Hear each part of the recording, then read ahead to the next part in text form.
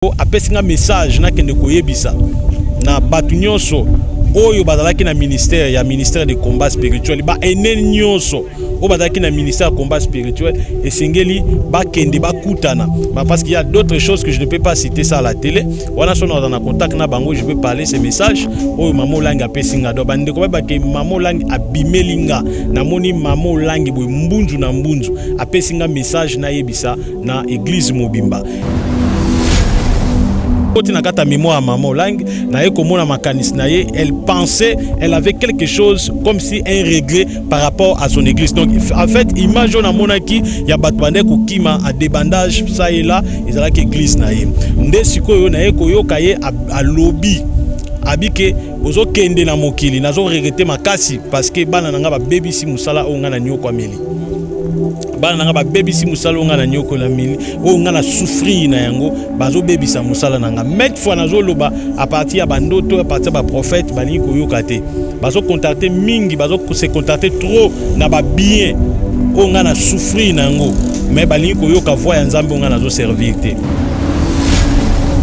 Abi état église ya ministère de combat spirituel bato belé balongwe na kata ministère de combat spirituel et belé surtout na événement oyo ya asa ya mariage na ye bato belé balongwe na kata ministère de combat spirituel ndesko mamolanga yebisinga lobi libala wana eko durer longtemps te parce que libala wana eko combattre vision na ye eko durer longtemps te libala wana eko combattre vision na ye na yebisa na batitulaire ezala mutu apesinga kombo na koitsola na ye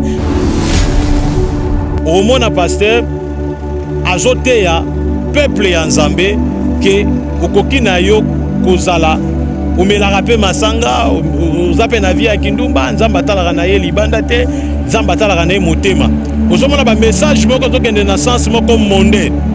Un pasteur azawana azoko défendre ba musicien comme na mona prophète moko bautepe kokangaye awa Denis Lesi tala net prophète abongo azolobaki fali fere werason nani tout ba pirier boy ozomona azo défendre batu oyo ba la propagande ya diabulu.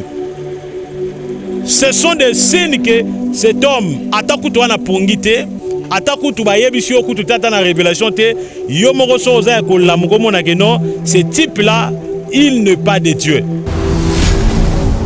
Mobali soko za na mwasi na yo ezo kipete même bisika zo sala kaka okoki ko bimana ye. Donc ozomona ke ce pasteur là, le pasteur c'est Marcel, c'est j'ai oublié son nom, il n'est pas de Dieu. Ange ba ya basi bazalaka te yana baka so moni ange azana mabele o mutalai na butu na moni ange na mabele yeba ke mutu ana soit ali boma soit azan fouté ange o azana mabele azalaka te ange moi ça azate ba ange baza toujours masculin baza mibali ba ange baza mibali siko ndenge bango bazalelaka boye bazalaka kitoko bazalaka beauté tant ba kiti ba ye ko pesa message pas à l'autre abima na Sodome na Gomorrhe parce que nzamba zo tumba mvili wana. Bible zolo banini bakene kotanga na Genèse chapitre 19 verset 1er. Tangu ba ange baye mibali baye balobi te to sepeli penana bana mibali o baye oyo. Yo lot pesa biso bana mibali to lala bango. Ko connaître moi si cela veut dire ko lala ye to lala bango. L'autre alobi non. Nana bana nanga mibali abaza ba vierge. Bozwa bango bobima na bango bosala nyonso oyo bolingi bosala bango mais bango balobi te toza na posa bana no abasi te to na posa to lala kaka bana mibali o. Ça veut dire que bana mibali balingi babima na bana mibali o babima bona voix nini na voix ya Nice o étoile ya mutu evandaka na Nice nde ezali nde o tokoloba porte ya étoile ya mutu pour soki diable a découvrir a koti wana yebake abebi sivi na yo normalement et puis au mona baton babi ke to bimana bango na koma bango bisika ni po baza mibali. C'est ça que bengaka l'acte de sodomie. Maintenant vous voyez un pasteur franc-maçon qu'il est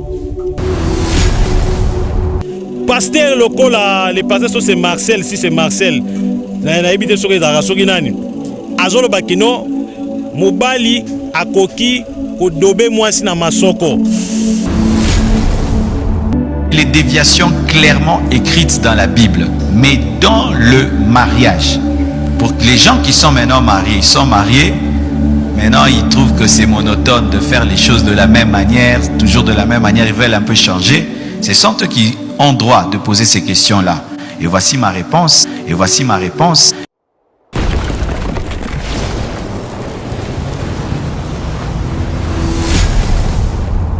Chez Bissou Télévision, chaîne Oyo Kokani na yo. Bozali ebele bokota l'émission de partout na pesi bida mote ebele. Mbote bongo na bana katako kombe bana Mbujimai Équateur Mbandaka. Mbote na bana Mbujimai Chikapa na pesi bida mote ebele. Bozali ebele na bandi bozida bakiti bovandi. Mbote na bana Océanie, bana ya Europe, partout dans le monde na pesi bida mote ebele. Mbote na réalisateur nanga ninga ko réaliser kitoko Enoch na pesi mote ebele sika ozali.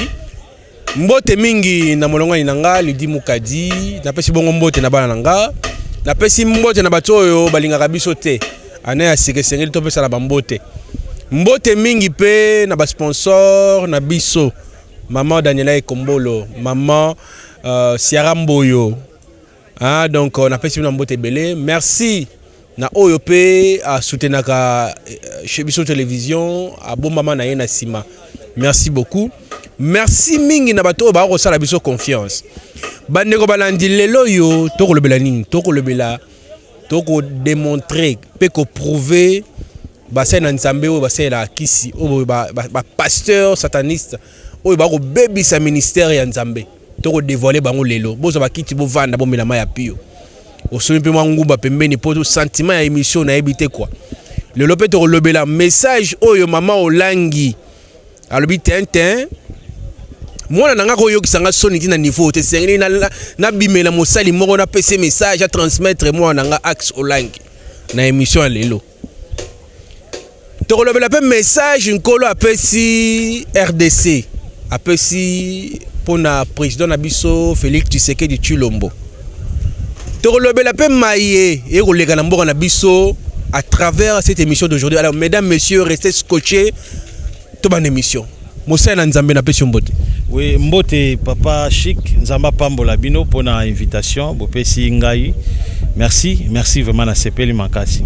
Mais na kolinga parce que émission lelo na ningo lo vérité lobi na otomolega liboko lobi je jure la vérité devant bana Nzambe po et sengli to la vérité. To sauver ba âme. Est-ce que après ndima je jure ya koloba vérité na bana nyonso Nzambe balolanda biso pe ko tatola oyo Nzamba talisinga pe ko yebisa bango babongama. Donc je jure. Voilà, merci. Toko banasika wa na message oyo mama Olangi abimeli mama Olangi alobi nini pona mona na axe Olangi. Bandeko balandi na kolinga soko za numéro ya axe Olangi benga ye tindela lien po mama lobi. Papa alobaki tango mama yaki ya papa alobaki te maman nde alobi nde selon Mosela alobi c'est très important bon na message oyo tina suka Mosela na peso maloba.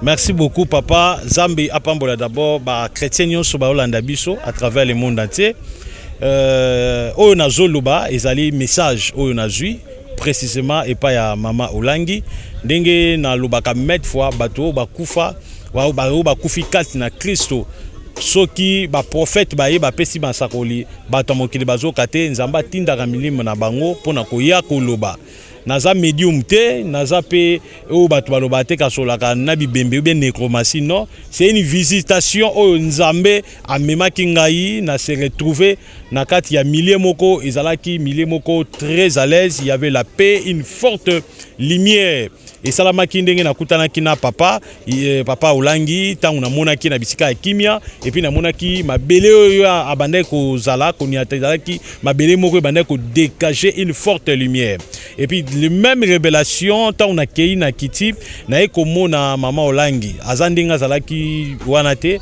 munene aninga comme déjà mon coloté je l'ai vu c'était une très jeune fille et puis alataki robe ya pembe une forte lumière et donc elle était vraiment dans les lieux de repos et pendant que na poussana qui est pas naie elle était en train de me regarder tant azota langa na moni vidéo moko ebimi vidéo bimaki mupanzi na ezaki na ngambo ya droite na ye komona église na ye na moni bat na kata église ko na moni bat bazaki saela bat bazo comme si omoni soki problème moko ekoti bien ba soda bazo landa bat nde bat bakima ka saela na ye komona bat bazo kima mutazo kima na ndenge na ye et puis na moni akitisi mutu na se nde na yo koyoka mungongo ya Nzambe yebisingai kota omona makanisi oyo azana yango tango na koti comme si na koti na kata mémoire maman langue na ye komona makanisi na ye elle pensait elle avait quelque chose comme si un regret par rapport à son église donc en fait image na monaki ya bato bande ko kima a débandage ça et là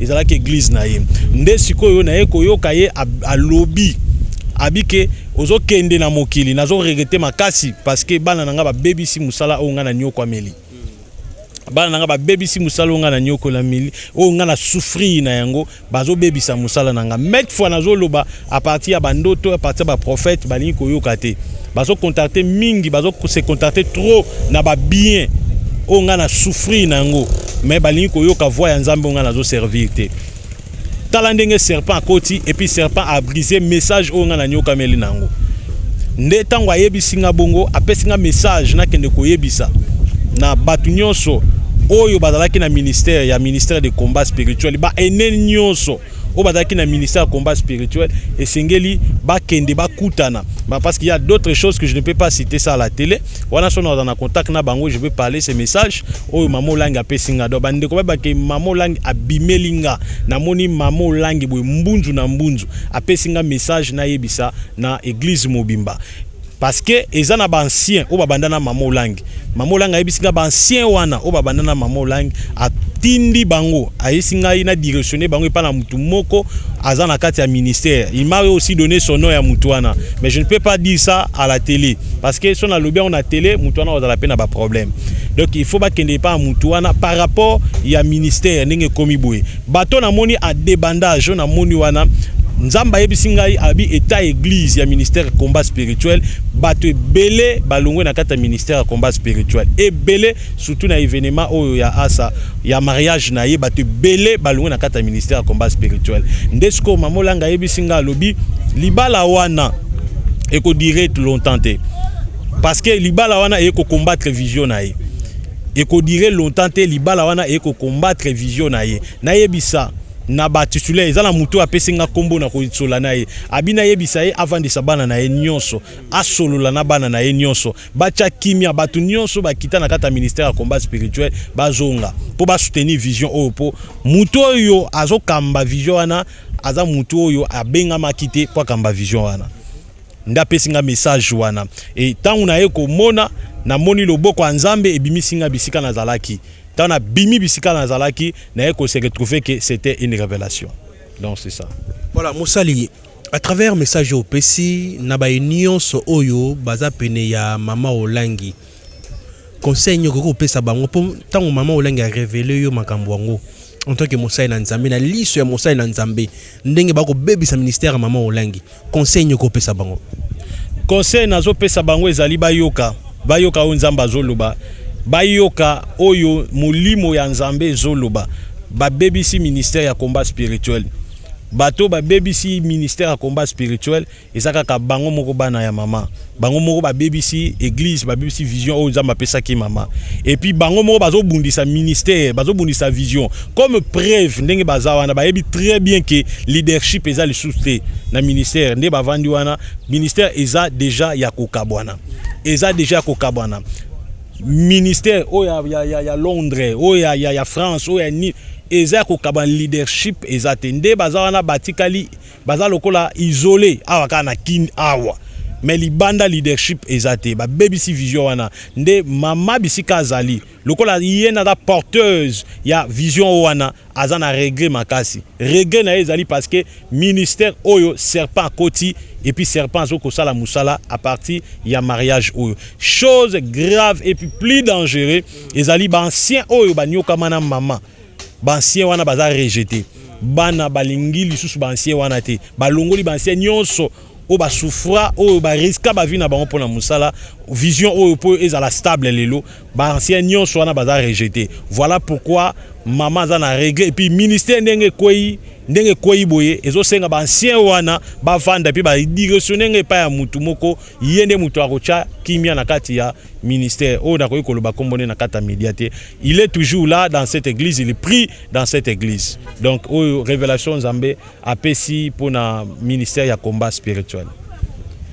Voilà, bandeko balandi zaki bongo message ya mama Olangi nde basola na mama na moto na Nzambe siko toliki na deuxième étape où ezali bongo ba signe oyo tokoki ko détecter ba pasteur o ba ko sela satana ba pasteur oyo ba batami na sima ya Nzambe mais na cesse ba ko sa mama be makam oyo ya ko bebisa ko fingisa ka komo ya Nzambe.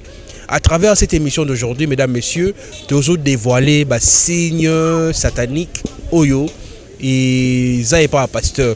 Bandeur Balandi, besoin papier na stylo, parce que mon sali a démontré les signes. Peut-être une église n'a pas zali, à travers Maï Aroloba, nde rosa molimo discernement kuluka longola topé ko découvrir Maï pasteur na bino salaka. Moussa Nzambe, prophète Ézéchiel. Quels sont des signes qui montrent que nous pouvons détecter facilement pasteur ou la satana?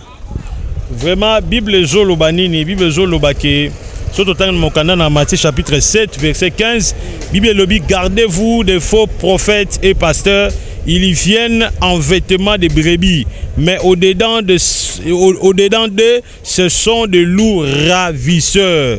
Bible Zolobanini, Bible Zoloba, car, Matthieu chapitre 15, verset 19, car c'est du cœur que viennent les mauvaises pensées, le meurtrieux, les adultères, les impudicités, et puis les vols et les faux témoignages, les calomnies. Yesu azoloba awa, azoloba que bokeba, bomi batela contre ba faux prophètes, pambate bakoya na bilamba lokola bana empate, mais na kati na bango bazali balou ravisseur. Donc, ba pasteur ba signe oyo ezotesaka ba pasteur oyo bazali na kati ya mabe. D'abord na bani na ba signe franc-maçonnique. Ba signe tozana 7 signes franc-maçonniques oyo na ko dévoiler yango. 7 signes franc-maçonniques et sengeli batu ba comprendre loko moko le diable azali inverse ou bien le contraire ya oeza ya Nzambe. Donc azali lokola ombre ya réalité. Donc Satana azali lokola et lilingi, mais la vraie réalité c'est Dieu lui-même. Tout ce que le diable a inventé aujourd'hui, il a imité ça chez Dieu. Azu yango epa Nzambe, yango lelo akomiko manyola yango. La première des choses, ba pasteur oyo bazali nakati ya franc-maçon. Bible zolo baboye babona bambuma. Oh mbuma ezani ni mbuma ezali message. D'abord, on va reconnaître des faux serviteurs de Dieu à travers leur façon de donner la parole de Dieu, de prêcher les enfants de Dieu, et puis façon yakotali saba na Nzambe liloba. Donc mbuma ezali makambo bango bazote ya peuple ya Nzambe. Yango nezali signe ya liboso. Tokoyeba ke ce sont de faux pasteurs. Omona pasteur azote ya peuple ya Nzambe ke okoki na yo kozala omelaka pe masanga ozape na vie ya kindumba Nzambe atalaka na ye libanda te Nzambe atalaka na ye motema ozomona ba message moko zokende na sens moko monde. Un pasteur azawana azoko défendre ba musicien comme na mona prophète moko ba utepe kokanga ye awa Denis Lesi tala net prophète abongo azolobaki fali fere Weranson nani tout ba pirier boy ozomona azo défendre batu oyo ba sala propagande ya diabulu.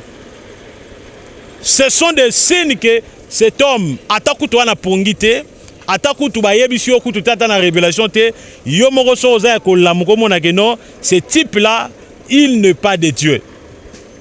Vous comprenez papa, ce type là il n'est pas de Dieu parce que sa façon de parler, sa façon de faire l'œuvre de Dieu, sa façon de présenter la parole de Dieu, il n'est pas dans la vérité. Pour Mboumezo Talisageno, il n'est pas de Dieu.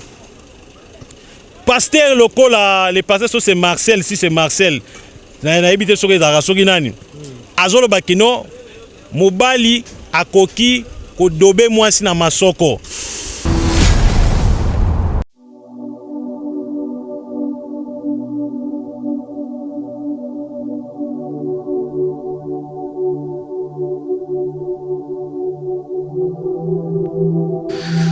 Voici d'abord la définition de ce que vous dites.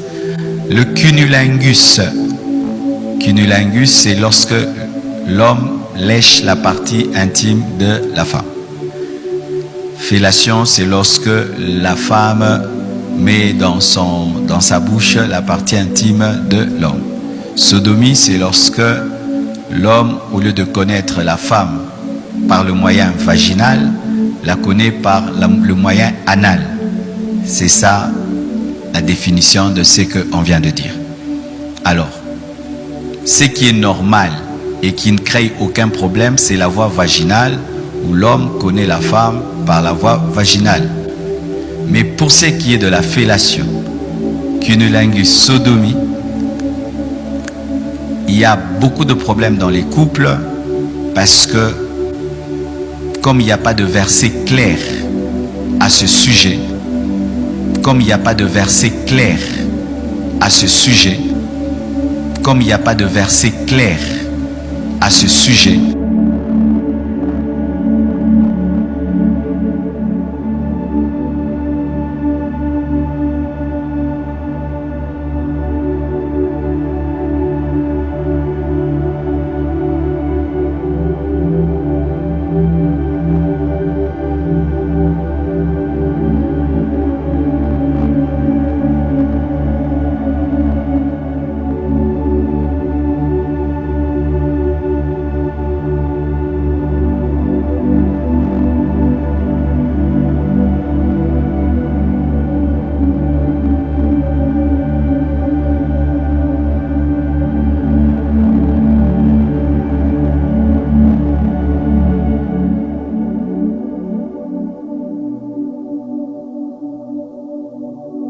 voici le débat. Il y a le débat de ce qu'on appelle les libres penseurs. Il y a le débat de ce qu'on appelle les libres penseurs. Il y a le débat de ce qu'on appelle les libres penseurs.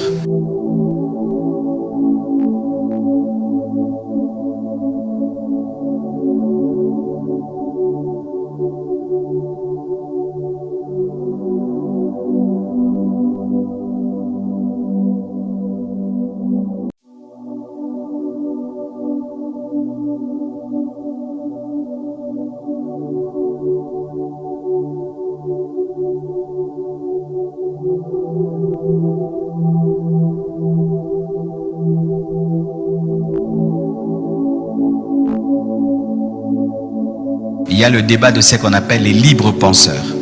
Les libres penseurs disent ceci, que le corps de la femme est à l'homme, c'est-à-dire tout le corps. C'est-à-dire si on te donne tous les corps, tous les corps. Et eux, ils disent que l'homme et la femme dans le mariage peuvent tout faire tant qu'ils ne se font pas mal et tant qu'ils ne se donnent pas des microbes. Mais il y a d'autres maintenant qui sont stricts, qui disent qu'il faut seulement la voie vaginale. Voici. Dans le domaine du mariage, on ne peut pas venir ici dire faites ceci, faites cela, faites ceci. C'est de telles questions, on y répond au bureau. Amen.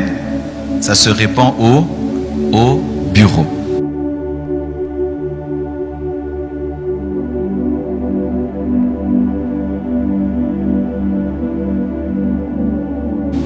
Mais voici ce que je peux vous dire de manière générale.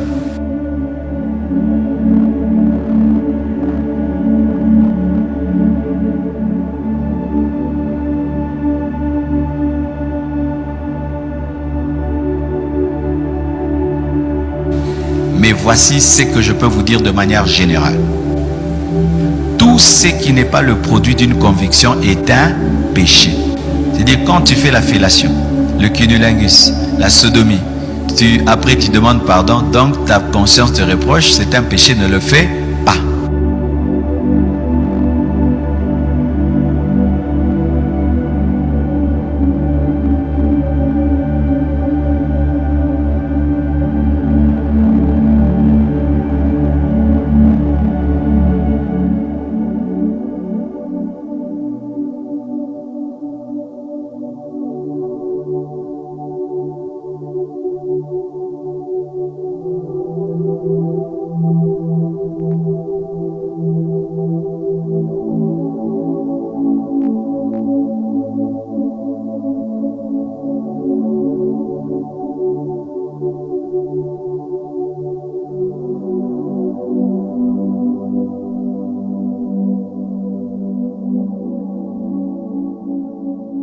Si quand tu fais ça, ta femme, elle tombe malade, elle a des hémorroïdes, ou il y a des maladies dans la bouche chez l'homme, herpès et tout le reste, donc comme ça donne des maladies, donc ça détruit le temple du Saint-Esprit.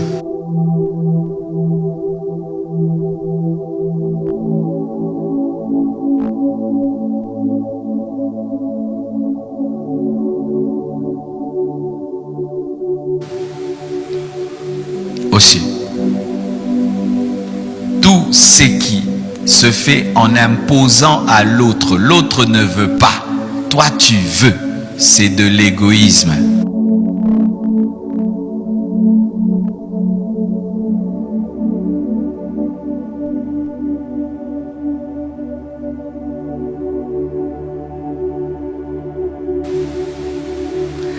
Voici le principe. Lorsque la Bible n'écrit pas les choses clairement, comment tu peux connaître la volonté de Dieu?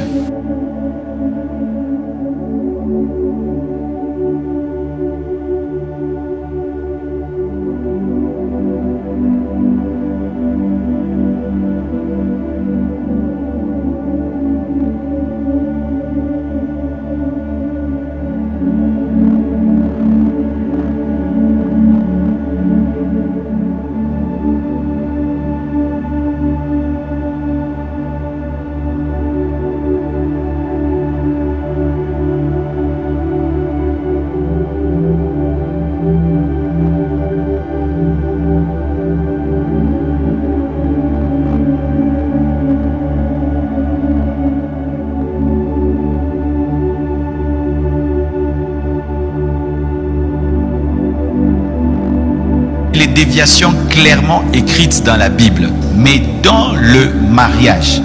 Pour que les gens qui sont maintenant mariés, sont mariés, maintenant ils trouvent que c'est monotone de faire les choses de la même manière, toujours de la même manière, ils veulent un peu changer. Ce sont eux qui ont droit de poser ces questions-là.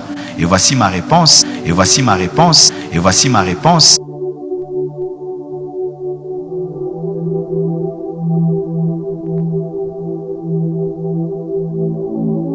Et voici ma réponse. Si vous le faites sans conviction, c'est un péché.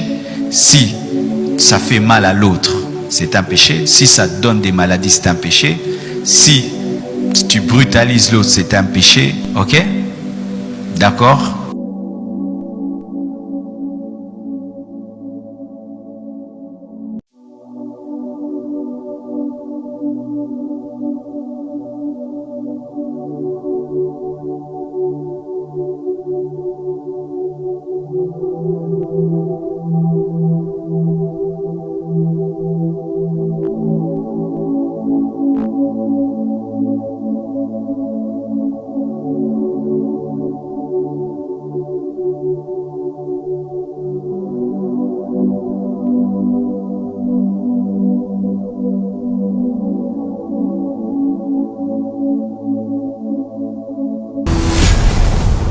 Bali soko za na mwasi na yo ezo kipete même bisika azo sala kaka okoki ko bimana ye. Donc ozomona que ces pasteurs là, les pasteurs c'est Marcel, c'est j'ai oublié son nom, il n'est pas de Dieu. Na banji okolobela pasteur Marcelo parce que yenda te ya Italie alobaki ete soko za na mwasi na yo ya ndako et que moi ça na ba période à mabe mwasi asa par exemple na zemi okoyipe ko sela na nzela wana le temps po bima libanda te alobaki na ndenga mabe te mo sela nzambe bon to confondre de chou marambuté pasteur Marcelo. Mais Bible zo lo banine Bible zo lo bela sire période mwasi akoki jamais ko coucher na mobile na période de l'impureté. Période de l'impureté ezanini ezali tango mwasi azomona ba règle. Mais tant aux hommes, on a un pasteur, Bananzamba Olanda Bisso. Vraiment, moi sinon ya ndako. Moi ça libana moi c'est ndako pas mon sale. Bible lobby est déterminé ta za la ndako za la libanda. Bible solo baké mobala ko bimana moi c'est na moment ya impurité na été. Moment o azana ba période na yo ko bimana été. Mais quand vous voyez un pasteur o azoko pe sabatu bas tout ezalaki la kata Bible ceux qui moi ça za na ba période ba zoaka ba tché musika. Ako lamba même bilo côté mobile alia. À cause de la même pembe mort na mobile surtout ba soda à l'époque ok non akende bitumba cause la moi sur dans la périodité. Mais vous voyez un homme de Dieu qui se dit un homme de Dieu et puis il est là azoté ya keno okoki ko bimana moi si na ba période. Imaginez-vous un homme de Dieu qui prêche, ce n'est pas Mabé, Bisika Azo Sala Kaka, tu couches avec lui. Mosali tofala na wana. Prouver na bana nzambe ke ko sala ranani ko sangisa nzoto esika wana eza mabe parce que bana nzambe ba koyeba te mabe ni nezali wana. Eza pe na moyen mususu ya ko sepelisa nzoto. Siko démontrer bango ke place wana eza mabe ne sika bosongolo pakala parce que yo ko boye yango démontrer biso ke eza mabe mosali. Yango wana bana nzambe batanga mokanda na to banano na Genèse chapitre 19 bisika Bible ezotalisa biso ke tangu ba ange bayaki kokutana na Lot. Genèse chapitre 19 verset 1er ba ange bayabasi bazalaka te. Yana ba so moni ange azana mabele. O mutalai na butu na moni ange na mabele. Yeba ke mutu ana soit ali boma soit azan mfute. Ange o azana mabele azalaka te. Ange moi ça azate. Ba ange baza toujours masculin. Baza mibali. Ba ange baza mibali. Siko ndenge bango bazalelaka boye, bazalaka kitoko bazalaka beauté.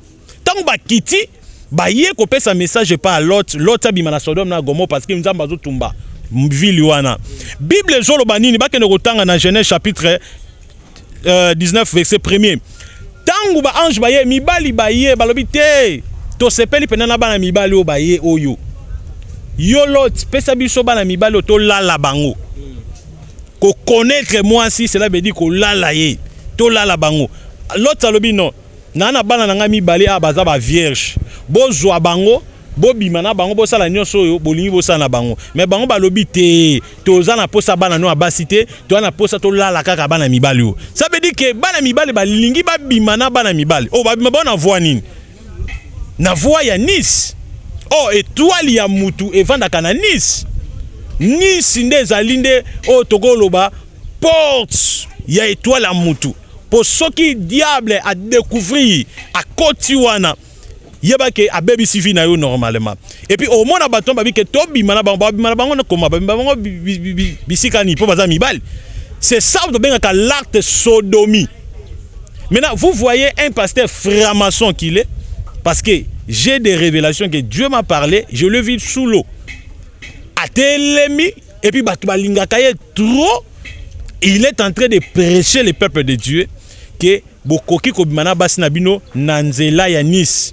Ça veut dire que le pasteur appelle si na église que homosexualité est anormal. Ça veut dire que mobali akoki na epe adobe na epe moninga na epe mobali na sima Mosali ozana kanda toni maskete mosali. Moi je cite les péchés par son nom, les noms. Je vais citer. Donc ce n'est pas de la pudeur parce que bisikane batwa ba vérité et en église. Église son a bombe bango vérité. Pour bana msusu ba yebi ko lala te. Ko lala ba yebi yango te faut ba ko dobe parce que ça moi ya biso ba kinoa. Faut so atamta na poso ki mo dobe enyolo baboui. Donc Hollande mosali. Mais ba yebi yango te. Bo batala ngona ba TVT. Mais quand c'est passé la franc-maçon azoloba coucher lui derrière les Nice c'est quoi? Donc il est en train déjà de détruire. Est-ce qu'il y a bana bazawana? C'est pour cela Zamba telemi abia ko beta ba pasteur wana. Non, prophète bo dans secret te poani. Mais un prophète c'est un bouche de Dieu. Ako bombelo côté. Un pasteur, un prophète akoki ko sala ba masque. Donc ko masquer liloba te. Il faut aloba liloba, à présenter liloba. Yango zomona ba pasteur franc-maçon net ce type là c'est un vrai franc-maçon. Talana le mutu mobimba. Il a des signes franc-maçonniques. Oh, toko le bango de 1. Tala Kabila. Tala mande fois Kabila. Déjà mon ango. So tala mona ah ba salanine. Pembe. Un noir. Or ce type là, il est na haute animation ya bato azaka na basine na ba ta maikari à haut niveau. Mais vous voyez un pasteur. Atie koto pembe, koto noir. Ce sont leurs signes. Même muto a ote ko kufa o liolo. Bomoni mande funae. Batuming Barana Maïkari, ce sont des gens qui ont des signes pareils. Mais moi, je ne confirme pas qu'il est dans les Maïkari. Mais la façon où il est, la façon de présenter la parole de Dieu. Et puis, il est là pour insister que la sanctification. Donc, lui, il voit la sanctification partout. Mais, Tala Suko Vinaï. Parce qu'on connaît un véritable serviteur de Dieu chez sa femme. Solo Ngoyeba Moussa Nzamba Solo.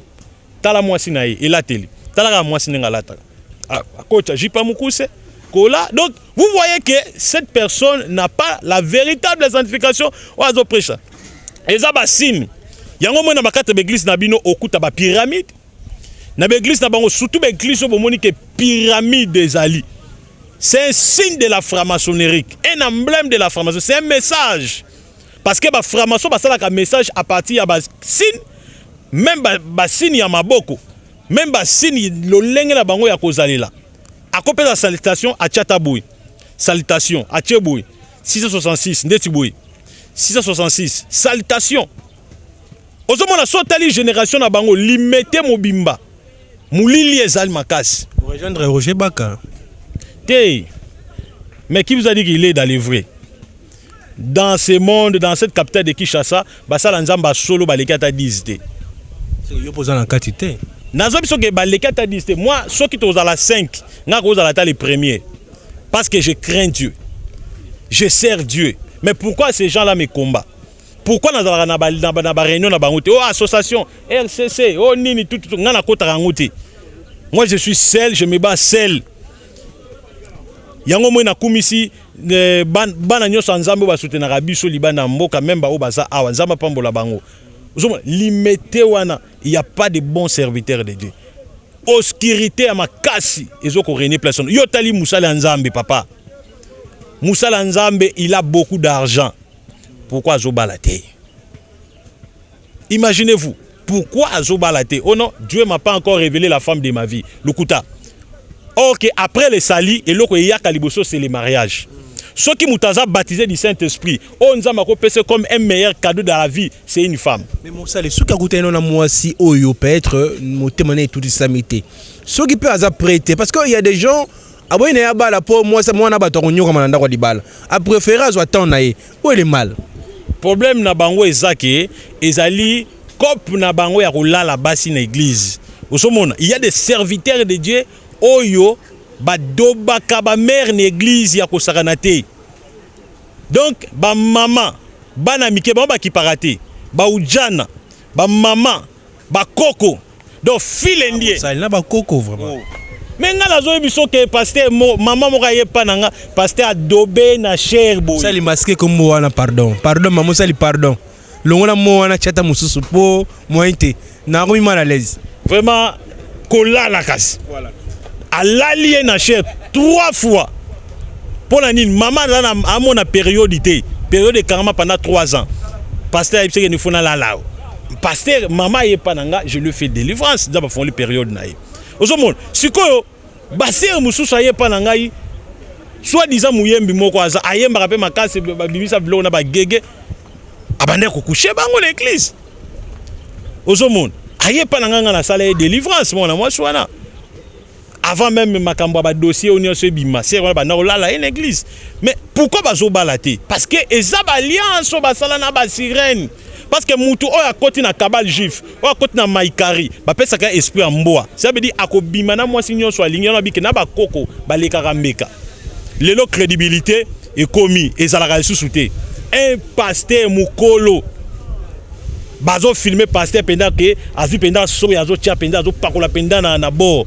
Attention bazo kota pendant zo vidéo ya yo babi non ce n'est pas moi puis à gérer les bosso à bateau.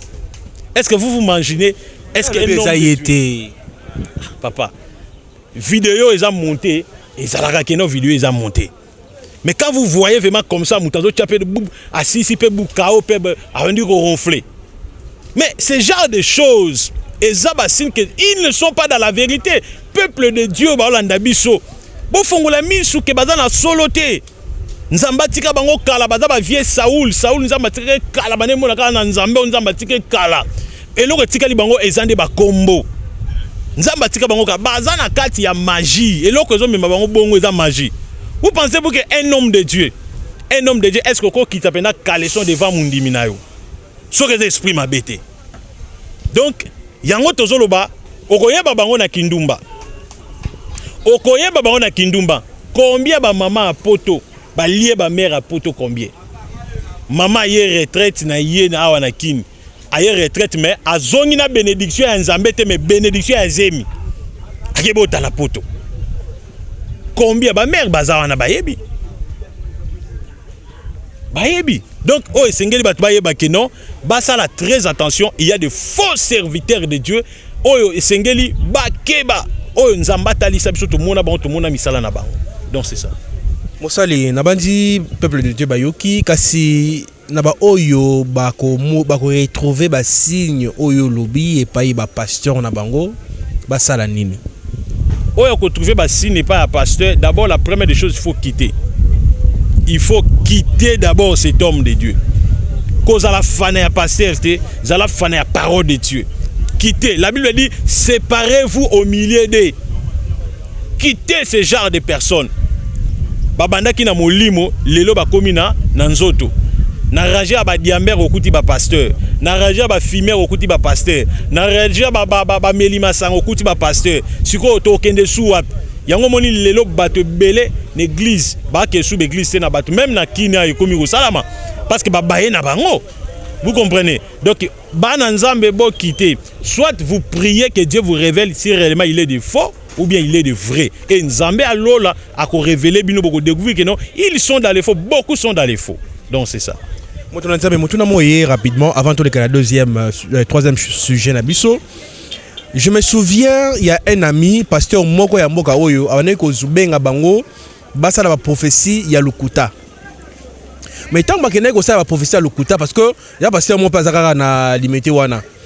Alors, tant que asali ba prophétie ya Lukuta, ba tumusu pe ba biki tant amoni muninga biki, est-ce que c'est possible pe mutumusu a biki sama na prophétie muninga sa ya Lukuta, yé pas juste le biko.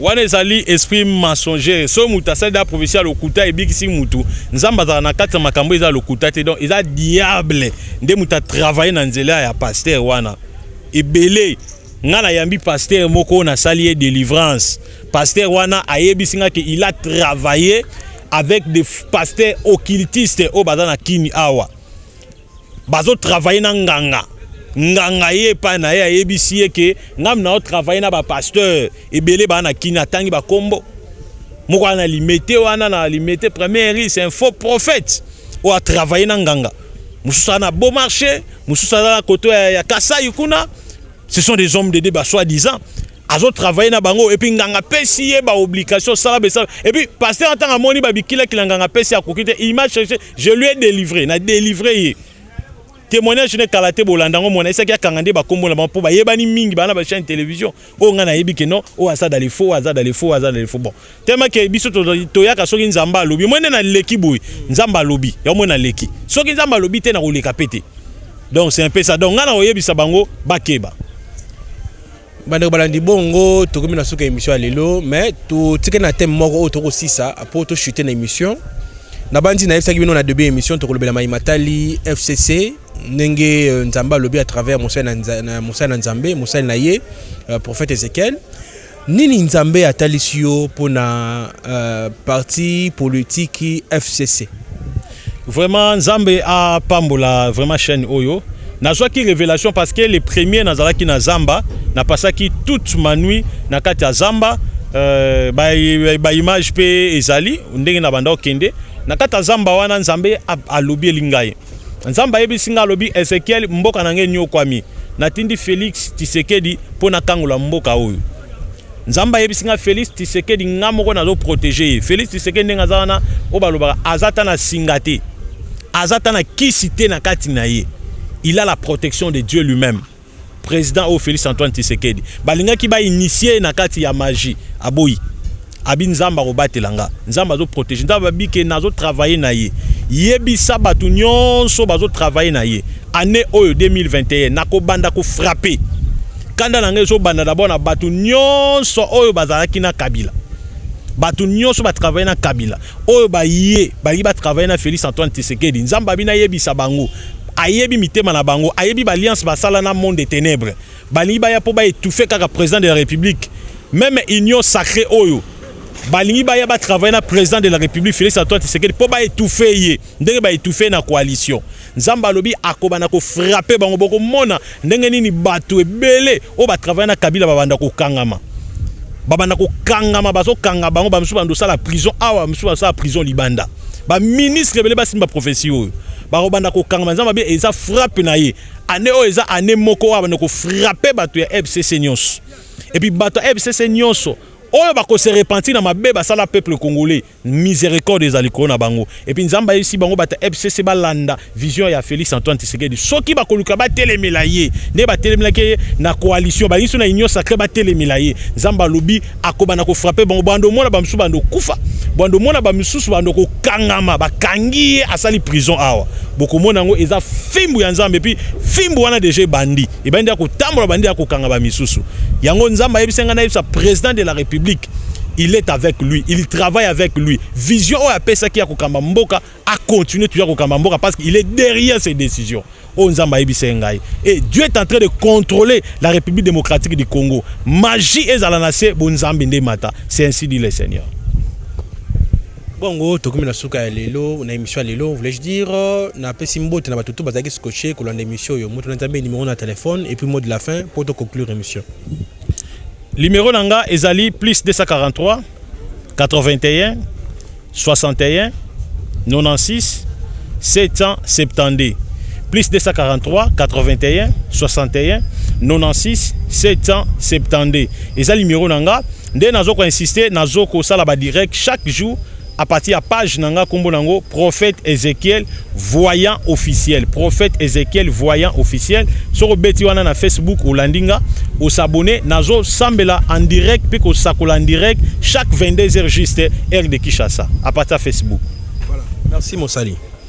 Bande balandi tokomi bongo na suka ya émission ya lelo na pesi mbote na bato nyonso o bana olanda biso de partout bana Asie, Europe, Océanie, Afrique, partout dans le monde bozwaka libaku ya olanda émission yo na pesi longo nya mingi na moto ko réaliser émission Enoch na pesi matoni mingi pe na molongo na ngali di Mukadi ainsi que ba sponsor na biso nyonso na pesi bongo mbote na maman Daniela Komolo, maman Liliane, papa Gaston, maman Siara Mboyo a comme sponsor na biso ya Chebiso Télévision. Merci beaucoup na batu nyonso balingaka chaîne oyo. Ngana bino tokutani bongo mbala esima pona émission ya Sika. Bye.